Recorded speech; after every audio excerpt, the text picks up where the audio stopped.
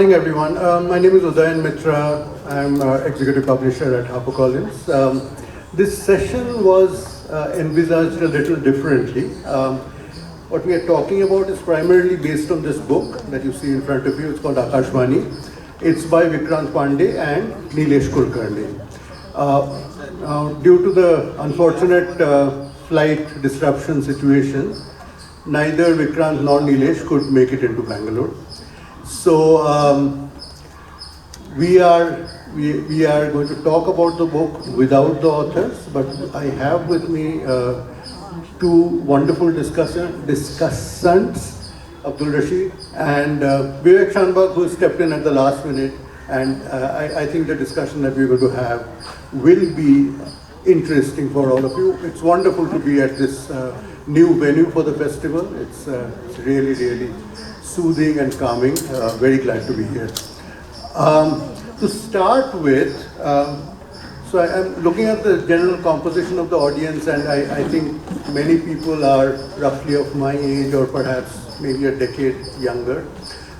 So I'm going to start by playing you something very brief, if it plays, that is. Sometimes these things don't play.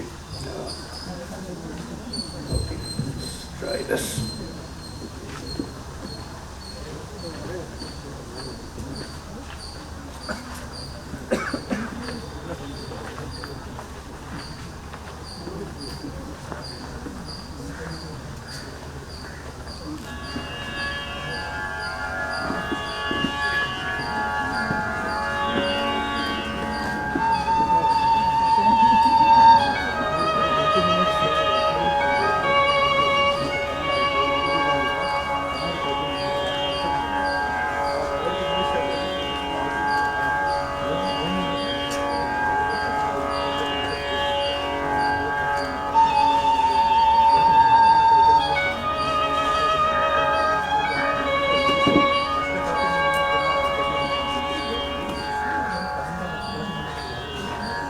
You will cover it? I'll go.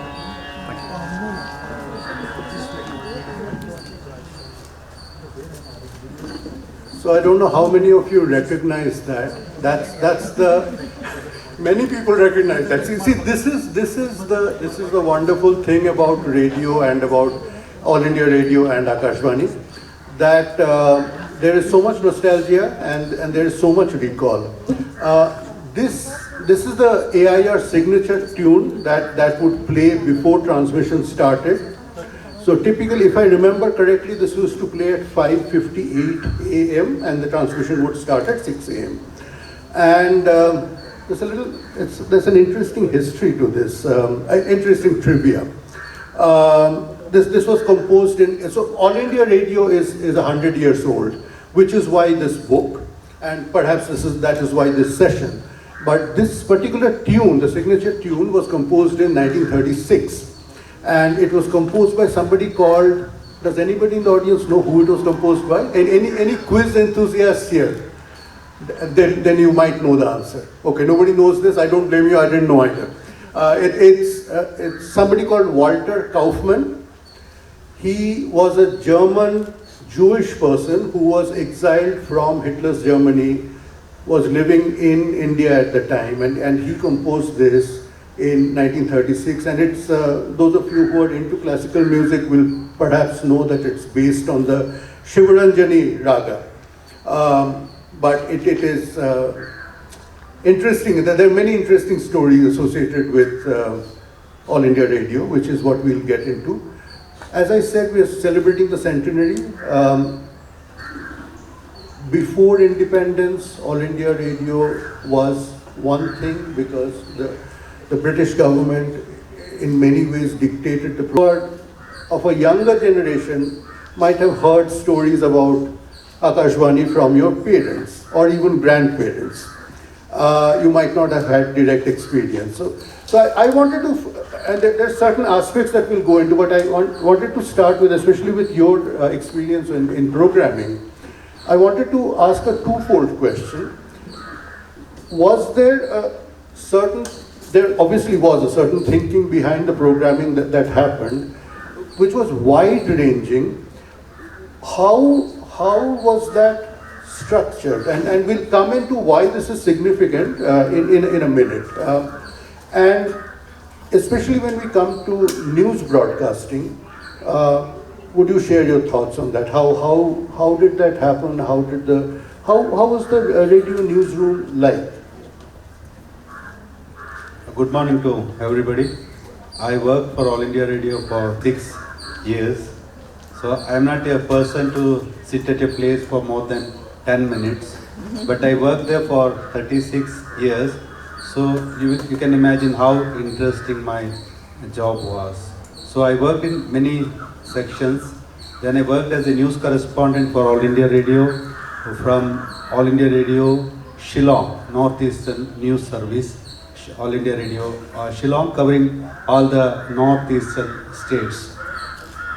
So basically I'm a program person and not a studio-based program person. I used to go out and talk to people, record them, listen to their stories, listen to their woes and their happiness, everything, their music, their singing, their dance, and I used to bring it to the studios and broadcast them. Not just as a technical person. I went there, spoke to them, recorded and brought them, edited and broadcast over All India Radio. But since I worked for some 2-3 years as a news correspondent, so we have our main hub. So if you listen to local Delhi news from in all the languages, the news will be the same in different languages. But you had the local flavor in the afternoon, like that 2:30, 6:40, 2:30 in the afternoon, morning 7:10 you have Pradesha Samachara. So we used to cater all the news requirements of the people. So radio used to work like a clock or an alarm watch. So the news time was them to get ready to breakfast or go to office. So All India Radio worked as a wall clock also sometimes. So.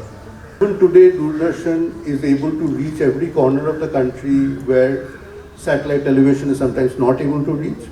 But before that, Akashvani was everywhere because there was the English bulletins, there were the Hindi bulletins, and then there were all the regional language bulletins. And again, it was the one. And I really appreciate that you have picked up this book. Akashvani, as I said, Akashvani has something called station artist, or in Kannada they are called Nilayada Kalavidaru. And today I am a station artist here. The reason is, I was not to be on this panel, but then people could not come in. BLF being our own festival, I have stepped in to be here. So that's the reason why I am sitting here. I would see, Udayan mentioned about 70s, 80s, 90s. I want to, or I would like to see the role of Akashvani not just as something that was giving news or something that's entertainment or whatever.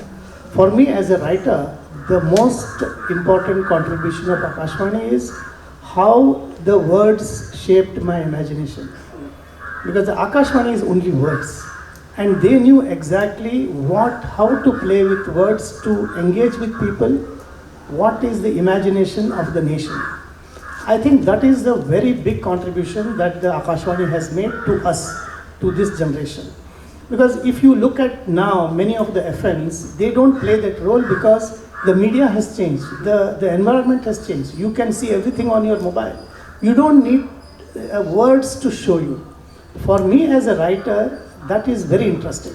How a program is shaped, what words they use, how they use, and what engages your listeners. And it is exactly like how writers do with their readers. Because reader is sitting somewhere else and I only have words to engage the reader and shape the imagination of the reader, shape the flow of the story and so on and so forth. So I feel Akashvani in that sense has shaped the imagination of millions of people. To give you a very simple example, many of us had not seen a cricket match in person. But we knew exactly where the gully was, where the short leg was, how the catch was taken. You could see, listening to the Akashvani and commentary, people would discuss animated discussions about how the person died and how it was saved. And see, the engagement with anything, with your own imagination, has a lot of value because it makes the experience personal. And I feel Akashvani has played an immense and most important role in our country in shaping this in those decades. And I think that's something I feel is the topmost thing in my mind. Secondly, Udayan spoke about reach. My mother tongue is Konkani. Rasheed and I have been friends, and he has been telling me about it for many decades now. And it's something extraordinary program because, anyway, let me not say. Can you please talk about it, Rasheed? I am from Kodagu, Kur. So fortunately, I had a chance to work in Kodagu as a radio person. I was like a nomad boy in Kur, but later I became the radio person serving for the people of Kur. You know, in Kodagu, the houses and settlements were scattered all over the place, and no newspapers and TV signals also those times were weak. So radio was the only way of communication in Kur. And few people, they had no access to radio also, because as you know, Kur is, they say Kashmir of Kodagu, Kashmir of Karnataka and all. But it is a really in a way where the poverty is too acute and the tribals are almost extinct because of poverty and alcohol. So the inaccessible, no roads, no power. So only mobile tower, or if you climb up a hill, you get mobile signal. So I used to travel in my motorcycle or in my vehicle to one of those remote hamlet or remote village and stay with them. Not announcing I'll go there. They'll be very angry. Why you came without informing us? Because we don't have anything to give you as food. I said, no problem. I'll eat whatever you eat. I will sleep wherever you show me the place to sleep. Like that, I did some more than some 50 to 60 programs. It was a weekly program. It's called Halli Radio. So go to the village like a stranger in the evening, talk to them, and gather them around some fire camp and make them tell the stories. Why the name is like this?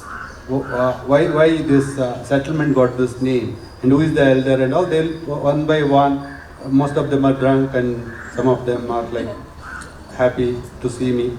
So they used to book the Commonwealth of Cricket. So my first introduction to cricket as a sport was through the radio, and this was in the early 1970s. I think this was after the 1971, not the West Indies tour, but most of the audience doesn't for me. You get that on radio, you used to get this sense of the stadium sound and noise, which you don't get anymore on television now, because now it is, the recording facility. What you used to get on radio is this, somebody has hit a boundary, it would go, that's the audience noise, that's the stadium noise. And it just, it's like stepping into a dream world. And what you have to understand is that cricket is an ongoing game. As in a ball is being bowled. I think those of us, that generation that was privileged to have this, and there were some wonderful cricket commentators around the world, also in India, Hindi and English. So we were really privileged to live through that time. But to come to the entertainment aspect, I'm very conscious of time because I do want us to take audience questions. So there are two programs that I think many of us remember, or our parents or grandparents will very fondly remember. One is the Binaka Geet Mala, but the other is the Jai Mala. The Jai Mala was a program dedicated to the soldiers. So either soldiers from wherever they're stationed could actually send in requests, or their family could send in requests to be played specifically for this person, who might be stationed wherever, might be stationed in Kargil.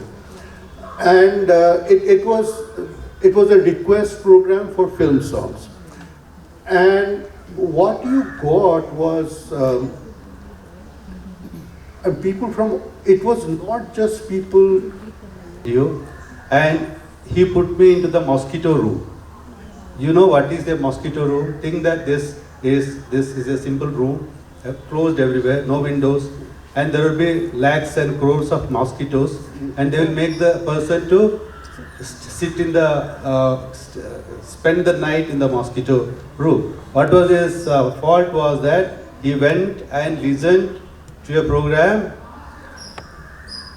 peeping at the window of a person who had a radio set. So who are you to listen to the program from my radio set? Because Lakshadweep is full of like 100% Muslim population, but I was surprised to see that there was caste system. There was untouchability. So one untouchable Muslim boy went to another touchable Muslim house, and he happened to listen, not even touching, listening to the radio voice from his radio, and he was punished inside this mosquito room. So it was the condition. So All India Radio, the story of All India Radio is the story of the Indian system also, evolution of our freedom, evolution. The All India Radio was very nostalgic, like the nostalgic feeling and all the history, everything is written in very, but the real history, where it reached, who had no access to the media, who had no access to education, who had no access to school, how radio entered into their life, how radio made their life more better, informed. For a period of time.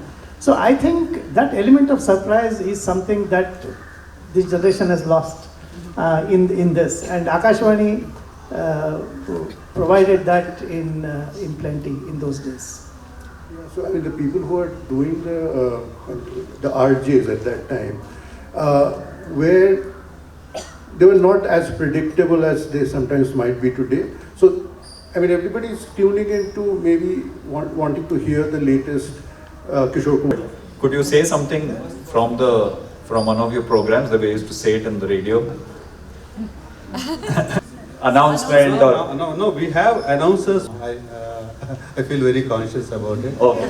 Yeah, ಎಲ್ರಿಗೂ ನಮಸ್ಕಾರ. ರೇಡಿಯೋದ ಮುಂದೆ ಕುಳಿತಿರುವ ಎಲ್ರಿಗೂ ಏನು ಕುಶಾಲನಗರದ ಬಳಿ ಇರುವ ದುಬಾರಿಯಲ್ಲಿರುವ ಜೇನುಕುರುಬರ ಹಾಡಿಯಿಂದ ನೇರ ಪ್ರಸಾರಕ್ಕೆ ಸ್ವಾಗತ ಅಂತ ಹೇಳಿ ಇಷ್ಟು. There is no like formula, but from studio we have a style sheet, we have a